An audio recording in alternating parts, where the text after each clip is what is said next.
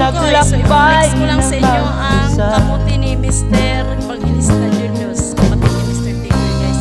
upang aking malimutan Kaapat lang naman silang sako ng malalaki. Tapos mga kaapihan nila is isang sako. dinana. Isang sako rin na segunda, noy.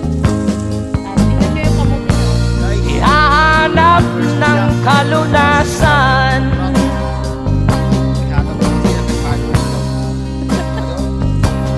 Wow, lalaki naman yan, noy. kami inamak ng lubusan. Diba? Dahil ngayon mahal ang kamote, sila ang tunay ng kaldo. Inapit, tinatawanan Evangelista ba ako, Julius? Yan yung account niya.